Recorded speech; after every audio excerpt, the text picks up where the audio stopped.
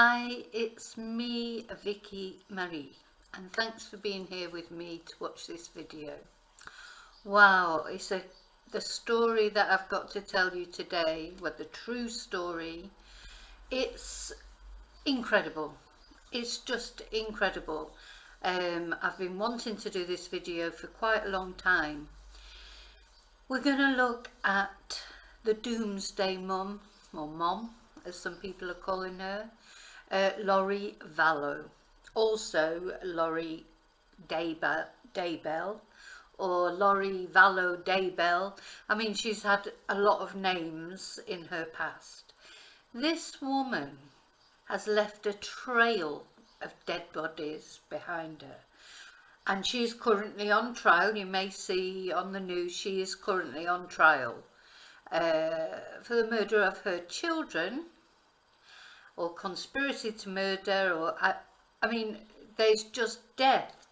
Ever since this woman was an adult, really, death has followed her around one way or another. And people who've loved her, they're dead. Be it husbands, be it her brother, her children, they're all dead.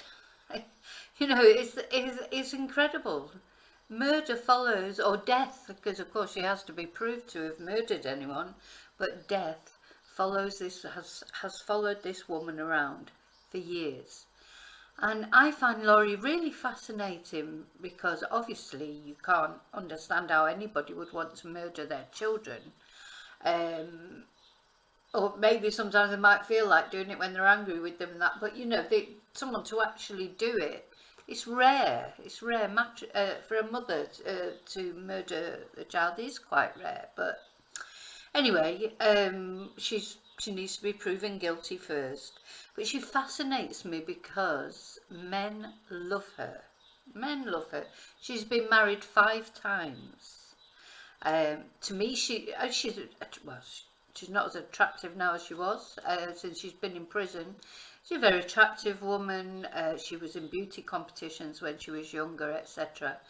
But you know, I mean, come on, it's not all about the way people look, is it?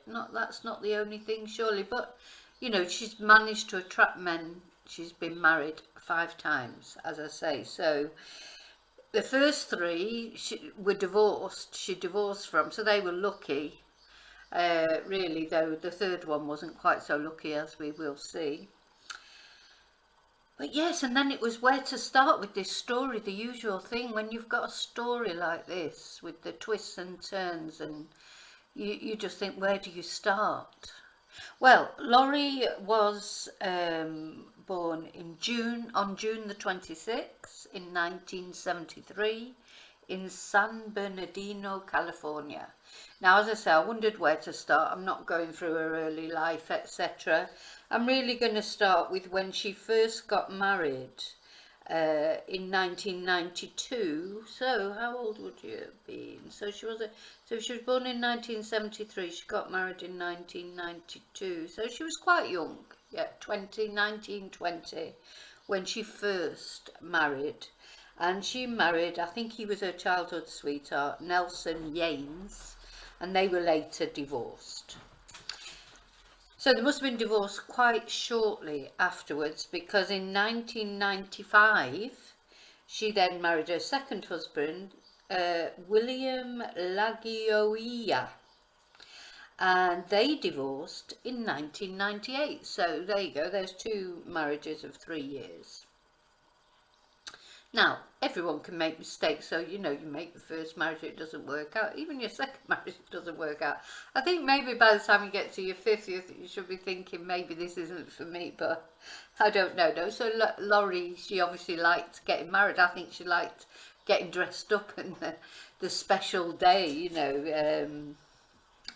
Well, who wouldn't like that? I like that as well, getting dressed up. But anyway, so really, I think the story starts properly, if you like, the story that we're concerned with, the story that we're looking at of the trail of death that this woman has left behind her, probably really started with in 2001 when she married Joseph Anthony Ryan.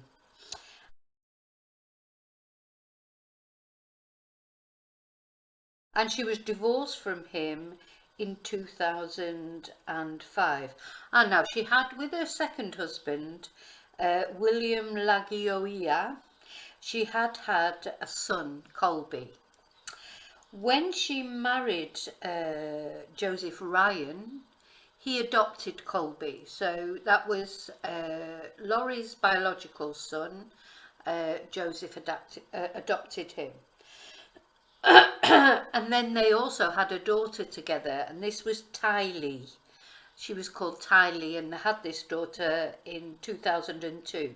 So they're living together with Colby, who is Laurie's son from the previous marriage, and now they've had a daughter together, Tylee, in 2002.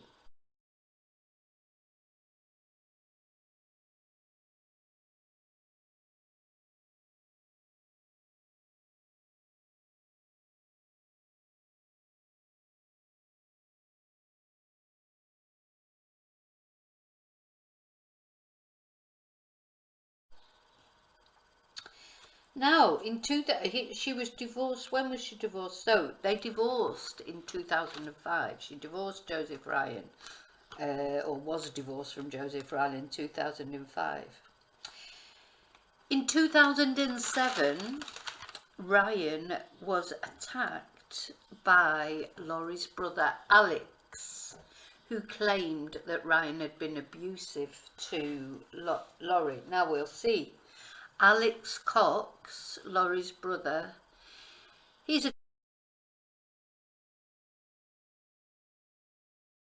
constant theme through this story, as you'll see, not in a positive way. And he seems to have been like the protector of Laurie. You know, he seemed to get involved with her partners or ex-partners whenever there were any threats. I think she perhaps had some power over him. She seems to have this way of making people do what she wants, but even though it's not, you know, nice things. But anyway, so Alex attacks. You'll see that this is a theme. So in 2007, Alex, Laurie's brother, attacked Joseph, claiming he had been abusive towards Laurie. Cox tasered Ryan and threatened to murder him. I think, I say he was lucky, but when you see what happens later, he was lucky at the time not to have been murdered. I think maybe that was when Alex Cox was warming up to his sort of enforcer role for Laurie. Anyway, he was sentenced, he was taken to court, he pled guilty, and he was given 90 days in jail for tasering Joseph and threatening to murder him. Later, Joseph, on April the 3rd, oh no, sorry, I'm going on the, I'm trying to work out who I'm talking about here. Ah, yeah, so he was then, later, Joseph was found dead in his apartment.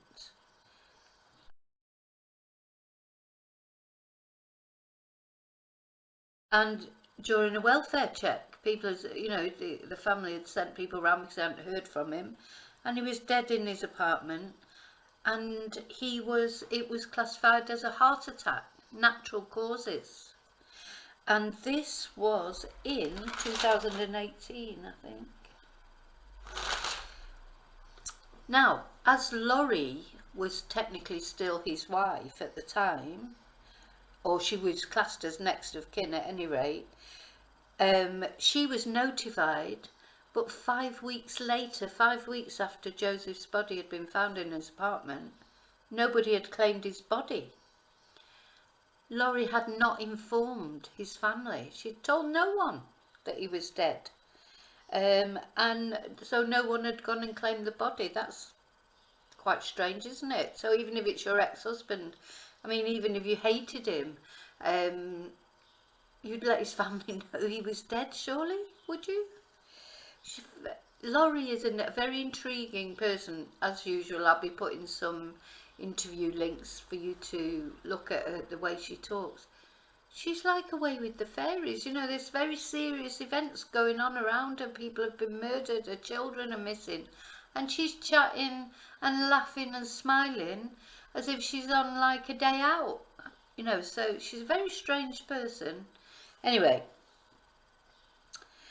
right, so where do we go from there? So that was Ryan, so Joseph Ryan. So after Joseph, she met and married Charles Vallow. That's where the Laurie Vallow, that's where that surname comes from.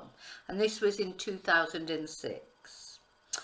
And to please her, because she was a member of the Church of Latter-day Saints, Charles converted from Catholicism and became a member of this church also, to please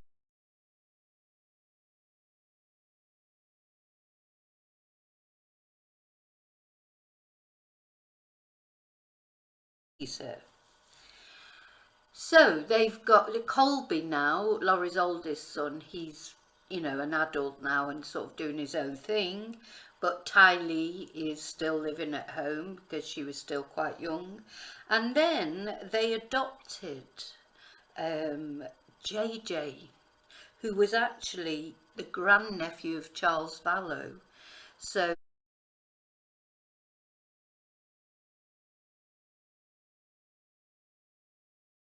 he was, you know, there was, his parents were struggling with him, so because he was autistic, he had some learning difficulties, and they adopted him.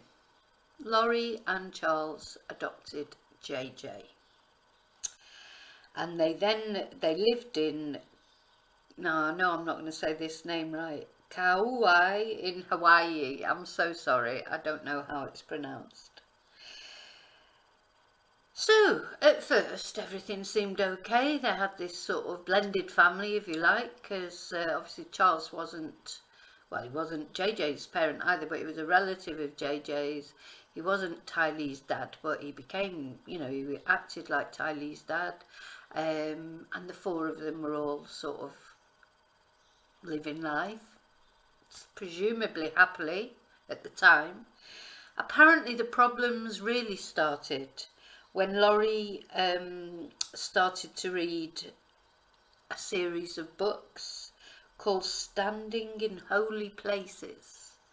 Now, these books were written by Chad Daybell, and Chad Daybell was like a pseudo-prophet who thought that the world was going to end and only the chosen people would ascend, if you like, to the higher place. And she started attending a series of events called Preparing the People, and that's where she met Chad for the first time.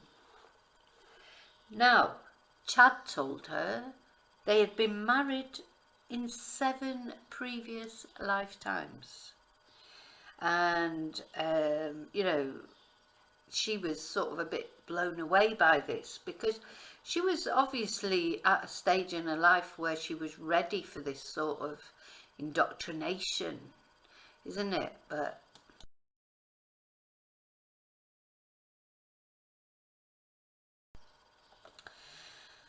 so, as I say, Chad Daybell, let's talk a little bit about him. So he was like I would call him a pseudo-prophet. He thought he was a prophet, and he believed that the end of days was coming. He referred to people as light or dark. Everyone was light or dark, and if they were dark, well, you can imagine that's not a good thing to be dark. To be light, but he would grade them as well in different grades of light and dark.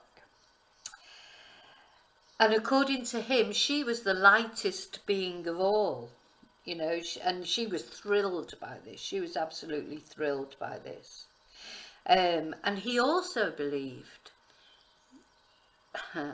that people, people could become zombies. Their spirits could be expelled by evil spirits, and they would then be a zombie, basically. They've already gone off, you know, they're not, and the only way to release their pure spirit would be to kill them, and to make sure this evil spirit didn't get out. And this church, it makes me laugh how they call it a church, the Church of the Firstborn. The Church of the Firstborn, what the hell does that mean? Anyway, for some unknown reason, and not only Laurie, a lot of people believed in this cult, I suppose you would call it.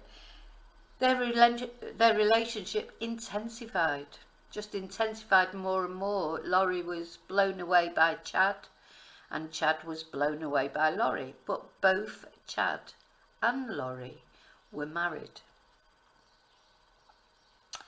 So by February 2019, Laurie was telling Charles she didn't care about him anymore. She didn't care about him.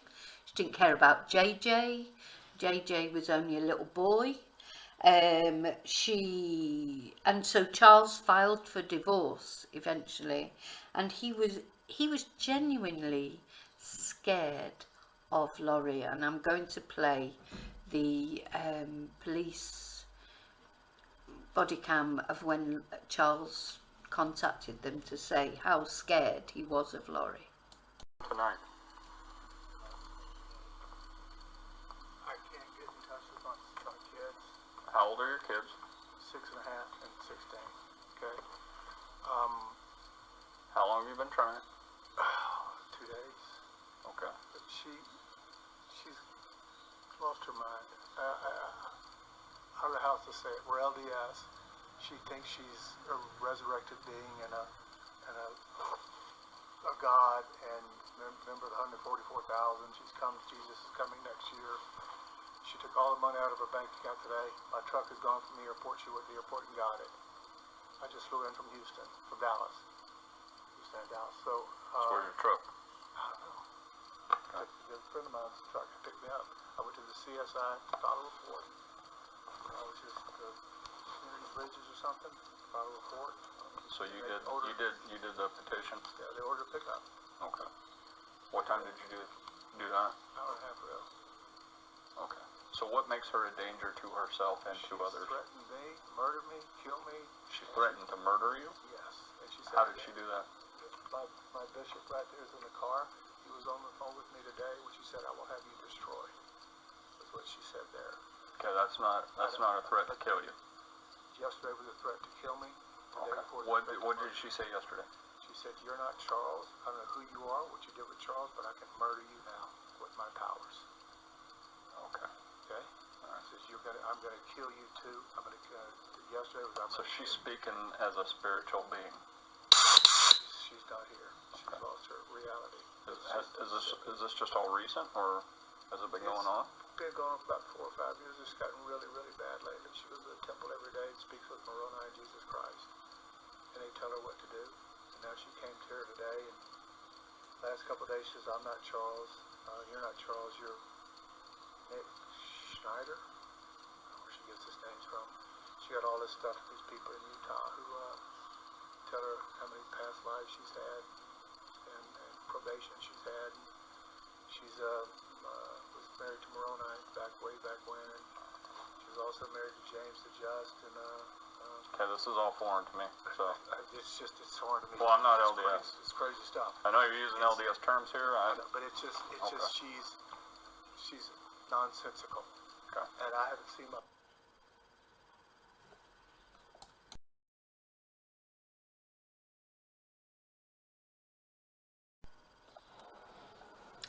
So you can see that he was genuinely concerned for his safety. He thought she had genuinely lost the plot. I really feel for Charles, because the times when I see his interviews, he just seems like he just didn't know what to do, did he? He was like trying to make it work. He was probably still in love with Laurie, and she's acting so strange towards him, you know, and unbeknownst to him, I presume, he didn't know she'd started this relationship with Chad Daybell. But anyway, so he accused her of threatening behaviour, stealing, and he filed for an order of protection. I think it's evident that he was scared. Then in February 2019 as well, Laurie disappeared for 58 days. Just disappeared. Now we talk about missing people a lot, don't we? She was one that disappeared and unfortunately did come back. Why don't the nice ones come back? Or why can't we find the nice ones? She disappeared for 58 days and it's presumed that she may well have been with Chad Daybell. But we don't know. Now, those orders that Charles had made against her, he withdrew a month later. He was hoping to make this relationship work one way or another. I think he was a genuinely decent man, Charles Vallow. He just wanted to make the relationship work for him and for Laurie and for the children. On July the 11th, 2019, police were called to an incident. Well, it was actually Laurie's brother Alex who rang the police and made the 911 call. And it turns out that he had shot poor Charles. He said he'd shot him in self-defense, that Charles had, what did he say? He said that Charles had struck him with a baseball bat. Both JJ and Ty Lee, the children, were there at the time of this incident. Anyway, he said Charles struck him with a baseball bat, so he shot him in self-defense.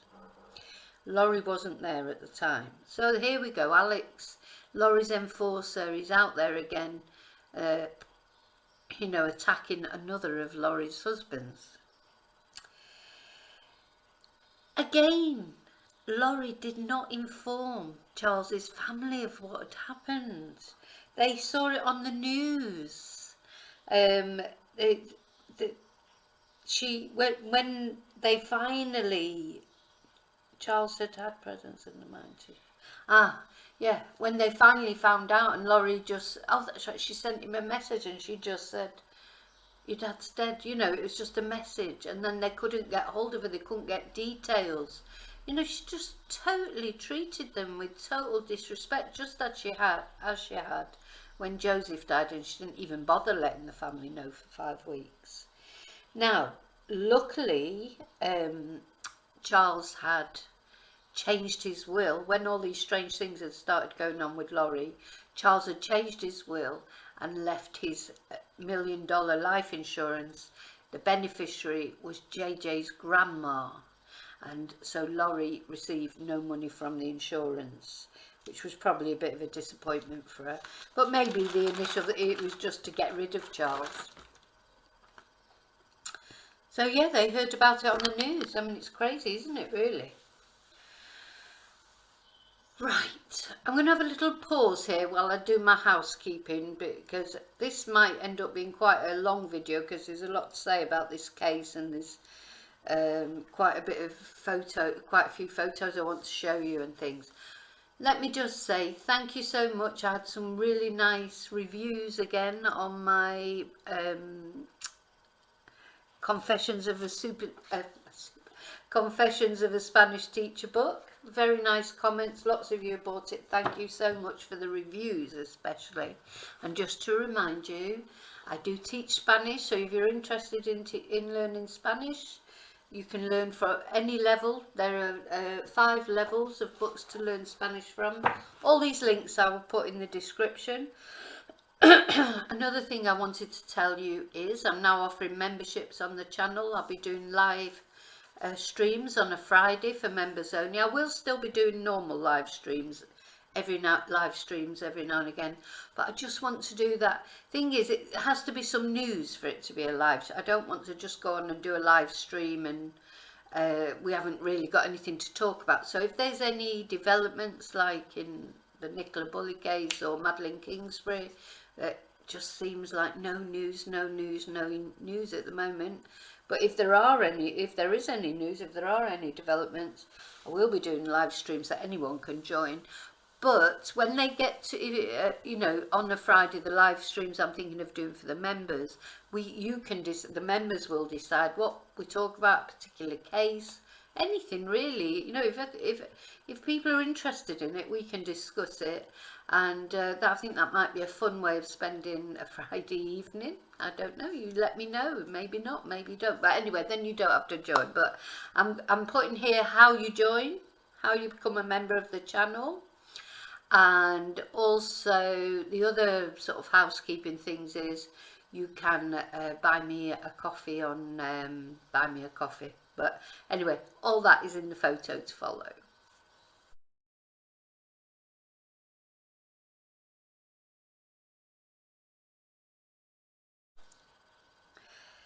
Okay, let's get back to Laurie. Now then, what do you think about this? So far it's crazy enough, isn't it?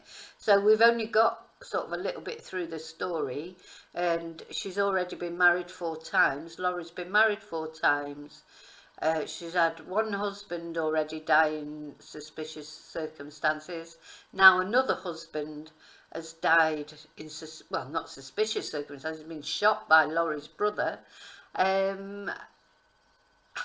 It's just, she's met a pseudo prophet, and they're thinking that the end of days is coming, and that people are being replaced, people's spirits are being replaced by zombies, and everybody's light and dark, and there's only a few chosen people that are going to be taken up. You know, it makes me so angry when people hide behind religion to do horrible things. That's even worse, isn't it, than just doing horrible things. So they take, you know, whether you're a Christian or a Muslim or whatever your religion is, most religions, the basis of the religion are pure thoughts, you know, good things like Christianity, you know, the teachings of Jesus Christ, and the teachings of Muhammad, Buddha, etc. They're pure, they're nice, it's all about love, it's all good things. And what people do is they twist them to their own agenda, don't they? And say that, oh, you know, those people, if you're not one of us, you're like impure and you're not going to heaven. How do they know? They have no, they're not going to, there's no person on earth, no human being that can say that if someone's going to heaven or not. You know, that's a personal responsibility, and only God, or whatever you call God, I mean, they're all different, it might be Muhammad, it might be Buddha, they're going to decide that. I'm not having some person telling me whether I'm going to heaven or not for the things that, you know, I deal with my own personal responsibility. I atone if you sin or if you do bad things. You know when you've done something bad, and you have to atone for it. You have to feel sorry about it. Karma is a big thing that I believe in. So karma always gets you if you don't acknowledge it. Karma will. But yeah, so but these are people. They're hiding behind religion. So they're hiding behind. They're taking a good thing, you know, the teachings of these prophets, etc., which are pure loving messages of treating other people well, and, you know, just generally living a good life. They're taking that, twisting it, hiding behind it, and trying to turn it into something horrible, you know, and that's what they did. So it makes me really angry. Anyway, but people, as I say, people go with it, you know, and there's almost like I remember years ago, I don't know if any of you out there remember Billy Graham, who was a big evangelical speaker, an American guy, and he came over to the UK, and my parents went to that, to his, you know, speech, and they actually, they said it was so compelling at the time, it was almost like you were all transfixed or hypnotised. And when they asked people to come to the front to sign up, like, you know, for the newsletter or whatever, my parents actually did stand up and go down. I mean, but for them it was like once they came out and got home, the spell was broken, so they never pursued that and followed that in any way. But of course a lot of people do, so a lot of people stay in the spell, don't they? And especially if you have a charismatic spokesperson. People, you know, have you ever become involved in anything like that? What's your experiences? Let me know, because I think it's like, well, I don't know, because I've never become involved in anything like that, but I think I wouldn't say that I couldn't, because I think these people, they're clever and they're very, you know, it's like the Jim Jones thing, Reverend Jim Jones. I don't know if you know about him, and that's another video I'd like to make. Wacko, all these people, they entrance people and they get them to come along with them. And have you had any experience of that? If you have, let me know, because I'd like to know about it. So this is the point that we've got to. So yeah, so she's already left quite a few bodies in a wake, well, 2 anyway that we know of by them. We come to September, 23rd of September 2019. JJ is seen on a doorbell, you know, the doorbell ring videos. Now, how old was JJ? Poor little thing. So he was born in 2012. So he was last seen. There's so many notes on this case because it's just crazy. So 2019. Oh, so bless him, he was only 7 years old. And he was seen on one of these doorbell ring camera things, playing with his friends on 23rd of September. On the 24th of September, so that just the next day, Laurie rang the school or called into the school and withdrew him from the school and said that she would be homeschooling him from now on. I think, you know, this, so I've seen quite a few cases where this has happened. I think really schools, when somebody does that, the schools need to notify the police, because why would somebody suddenly do that when their child's been going to school all those years and then suddenly they just take them out and say, no, I'm going to homeschool them from now on. Ty Lee was last seen, so his sister Ty Lee was last seen on September the 8th. So before that, actually seen out in public 2019 at the Yellowstone National Park, and she was with JJ, her brother, Laurie, her mother, and Uncle Alex. Now we have an expression in Britain, Uncle Knobhead. Uncle Knobhead is that member of the family that's embarrassing at parties, tries to chat up all the young girls, get them all to dance, or, you know, just a bit of an embarrassment, an uncle that's a bit of an embarrassment. Alex Cox is like Uncle Knobhead on acid, isn't he? He's like your worst type of uncle that you would want in your family. Well, obviously Laurie wanted him in the family because she used him as her enforcer, her protector. He was almost like her hitman, like her own personal hitman that she had. But of course for the kids, I mean, there's photos of them at the Yellowstone Park and they're all laughing and joking, and it's just chilling when you think of what happens later.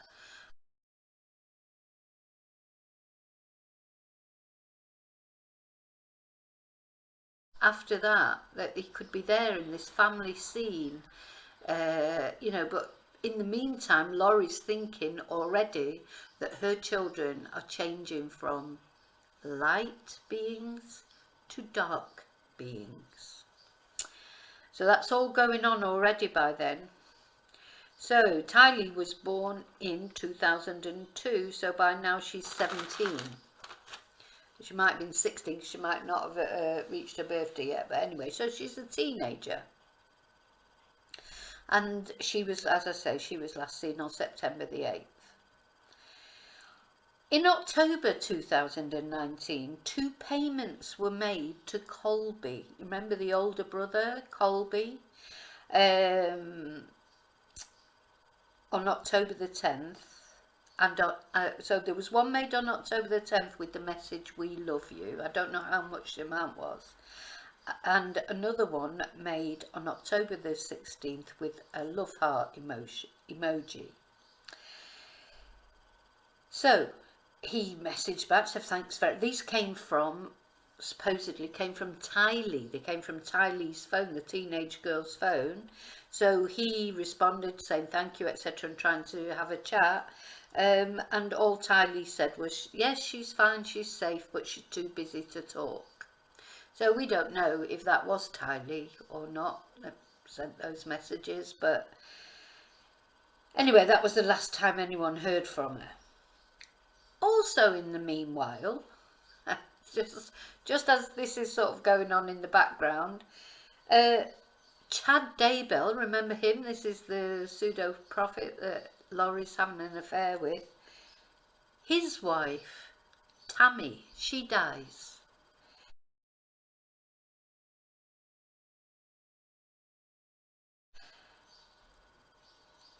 Ostensibly of natural causes, you know, so there's no reason to believe there are any suspicious circumstances at the time. So that's it. So she dies, natural causes, no questions asked. Then on November the 5th, 2019, so bearing in mind Tammy's only just died, the children Tylee and JJ haven't been seen since September, but on November the 5th, 2019, Laurie and Chad went to Hawaii and got married on the beach.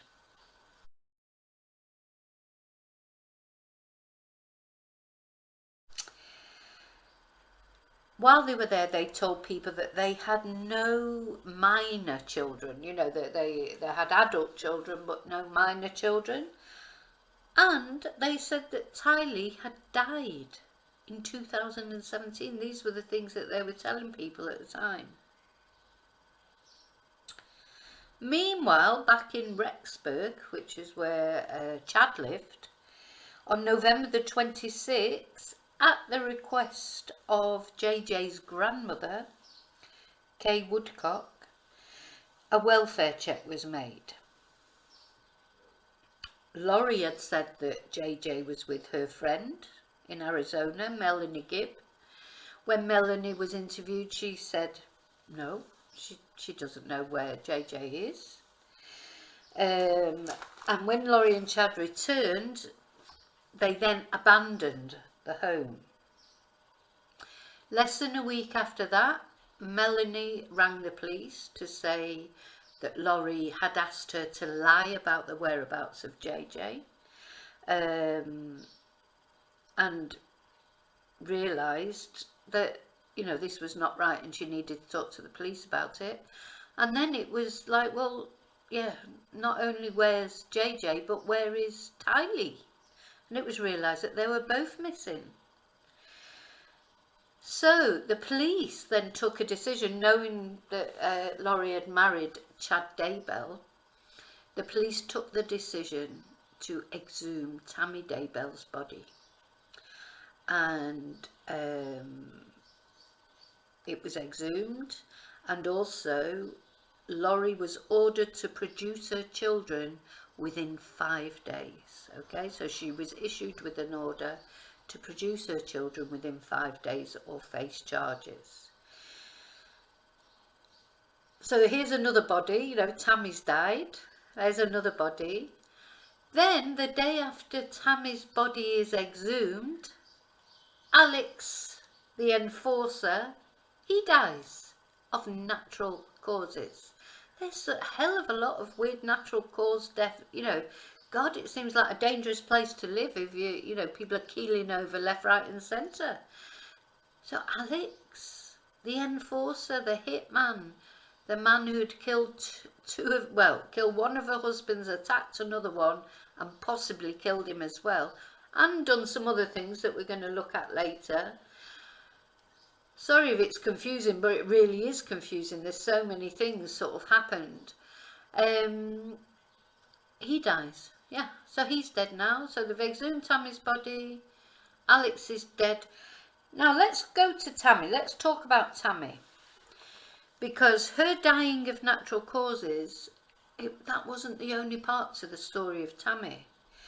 On October the 9th that same year, she had called the police after a masked assailant tried to shoot her.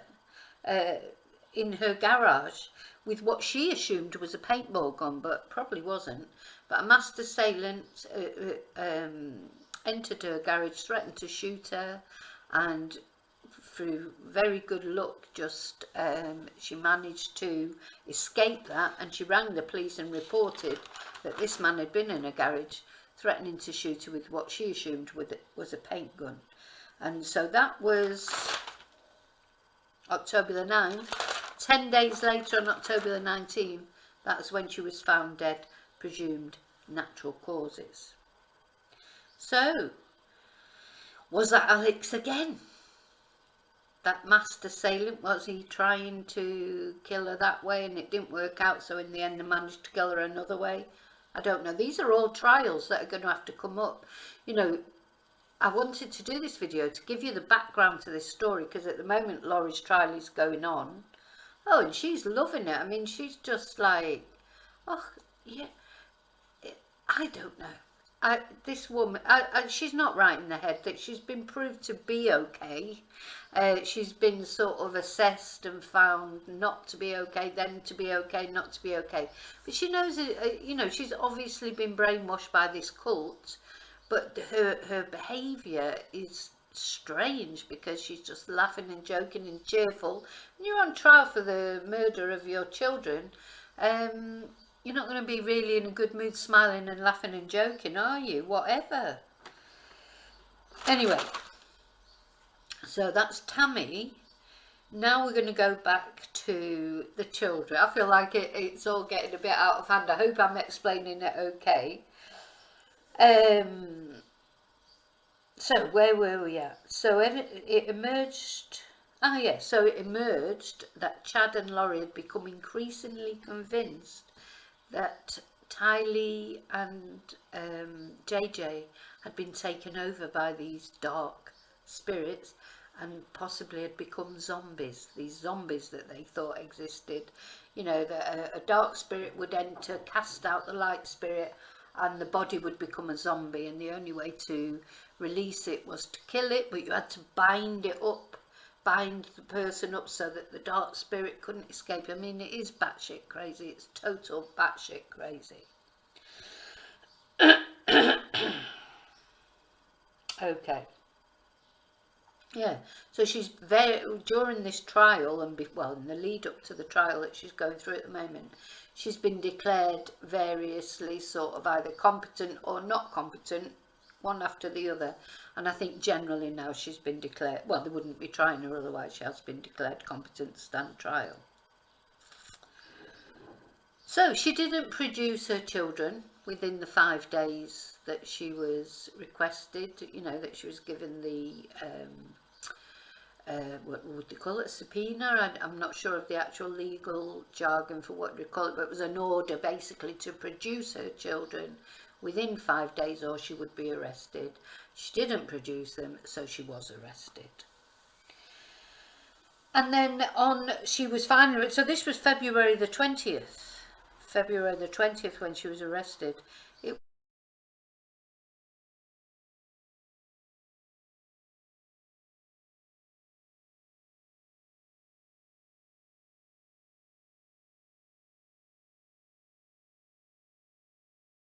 wasn't till very much, and now Chad hadn't been arrested at this time. So this is why the police, Laurie had been arrested because obviously they were her children, so she was the one that had to produce them. Technically, Chad really, unless he had some evidence against him, he wasn't the father, so he couldn't be arrested. So when she was appearing, like in you know, they appear in these hearings, Chad would be there blowing kisses at her, and he was still free. Of course, then, once Laura's in custody, that gives the police a lot of time to start looking more carefully at Chad and things that came up in the Tammy's exhumation, etc., and just making more and more general enquiries. But quite a while later it was on June the 9th 2020 that they finally executed a search warrant of Chad's home, and that very sadly the remains of Tylee and JJ were found. Tylee was found in the pet cemetery.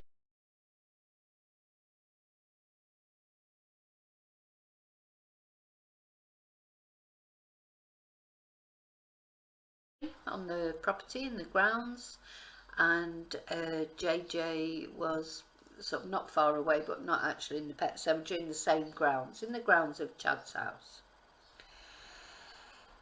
Tylee very sadly had been dismembered and burned, partially burned. JJ was in black bin bags, wrapped up in duct tape. So finally the mystery of what had happened to these children, these poor children, finally the mystery was solved in a very sad way, but again, as we always say, at least it was solved. They were found. They could be given to their families, you know, to make respectful burials. Anyway, I can't even talk about that. How that woman, and the guy as well, don't get me wrong, but he wasn't their parent. You know, Chad's not the parent. Laurie is the parent, and she went off, got married, laughing on the beach, having fun, having a great time, telling people she had no children, knowing that those babies were where they were. It's just beyond belief, isn't it? It's beyond belief. Okay, so there's another 2 bodies.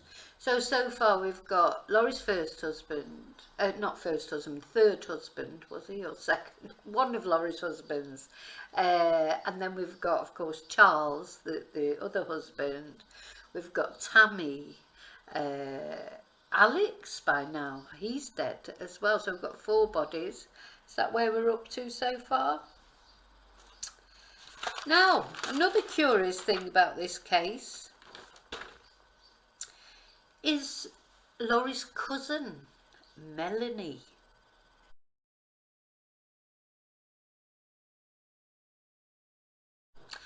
Now, Melanie Boudreau, don't know, again, don't know how you pronounce it, so I'm not sorry to her if I pronounced it wrong. I couldn't give a shit whether I pronounced it wrong, to be honest, because she sounds like she's just like Laurie, but she is Laurie's niece, and she's believed to be involved in this cult also, and she was married to a guy called Brandon.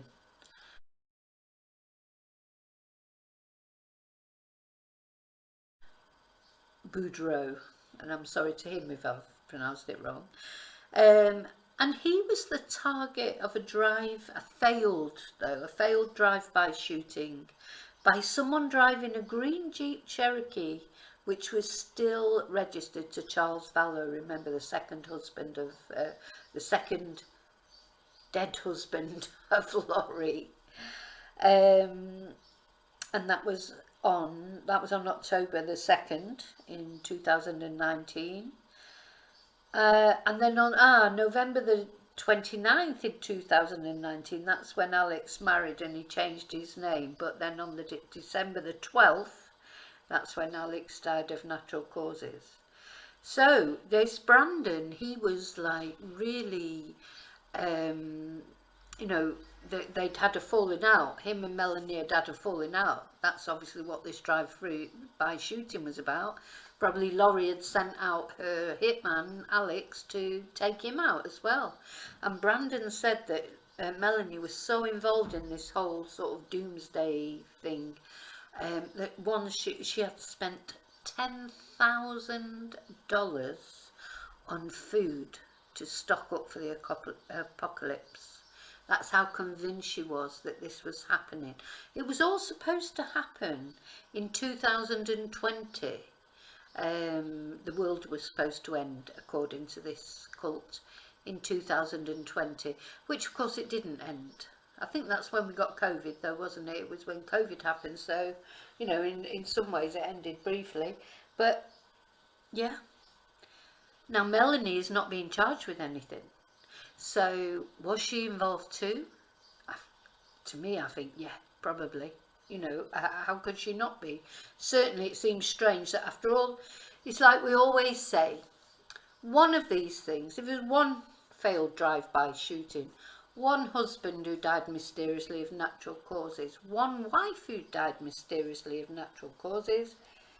Well, maybe you could think that's just not unlucky, but no, not when it's all these things, all one on top of the other. It's like in the Nicola Bulley case, to me, it's like not just the one thing, there's all the different things, and you add them all up together, all the little things add up together to become a great big thing, and that's it here. It's 100% certain, isn't it, or 99.9% certain, that when Paul Brandon was targeted in a drive-by shooting, it was likely to be Alex, who'd done all these other murders. So it'd be interesting to see what's going to happen in this case, because Laurie is being obviously charged for murder of her children, but I think it's unlikely that she did murder them herself. She'll have got Alex to do it, or even Chad, because it's on Chad's property. We don't know, and we won't know. I mean, I just think those poor kids, imagine, you know, they look so happy when they were playing and at the Yellowstone Park and that. But their lives had been haunted by tragedy already, even at their tender age. And then when it comes the realisation that actually it's your own mother who is, you know, behind everything, and not only that, she thinks you need to die too. And she can say what she likes about them becoming, you know, dark spirits and being, I don't believe that. They just got in her way, got on her nerves. Tylee was a teenager. JJ, he had autism, he would have been difficult. You know, children are difficult. All children are difficult. She's the most selfish, narcissistic person. So she wanted to marry Chad on the beach in Hawaii and have a great time, and she didn't care, and he didn't care who got in their way. Tammy, the mother of his children, she had to go. For Laurie, Charles had to go first of all, because he was, well, he was onto her. He realised that she was like losing the plot. So he had to go first, because while he was there, it'd be more difficult to deal with the children. I know that's what I believe. I believe just bit by bit, she just wanted to be her and Chad on the beach in Hawaii, getting married, having a great time, saying what they like. Anyway, she had it for a while, not a long while, but now she's in prison now, so I hope she's really suffering in prison. She looks like she's been suffering, because she looks quite different now, I think, to when she first went in. You know, not quite as glamorous as she was, let's say. And Laurie is a woman that flourishes. She needs men around her all the time, telling her, you know, how fantastic she is.